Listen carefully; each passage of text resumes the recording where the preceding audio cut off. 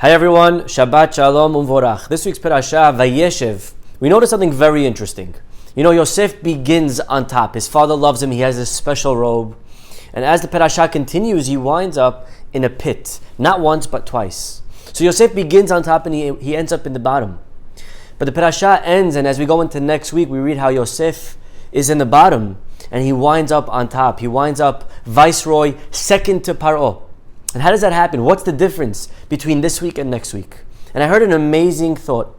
This week's parasha, it's all about Yosef and his own dreams. Listen to my dreams. Listen to what I want out of life.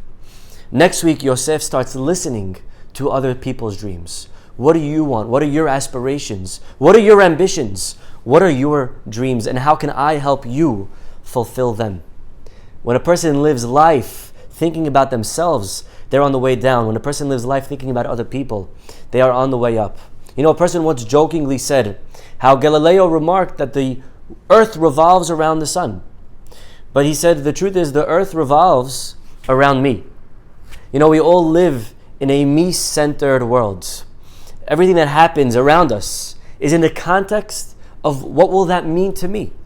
If our spouse gets a job, we wonder how will that affect our relationship. If our child gets kicked out of school, we wonder what will people say about me as a parent. If our boss gets fired, we ask, what does that mean to me as far as getting a promotion or not? You know, everything that happens, our conversations. Think about the last conversation you had. How long till we started thinking? It was probably a matter of seconds till we started thinking, what will I respond? What will I say? What do I think? And living a life like this, living a life of self-centeredness, leads to depression, leads to sorrow, leads to sadness. It's just how it works. It's just a reality. To experience joy in life, we have to step out of ourselves, to start thinking about the people around us, to be part of something that's bigger, part of a community, part of the world around us. I challenge you, the next time you have a conversation, try not saying the words I, me, or my. Look how difficult it is. But also notice how quickly our perspective will start changing, and we'll start listening and focusing on what that other person is actually trying to say.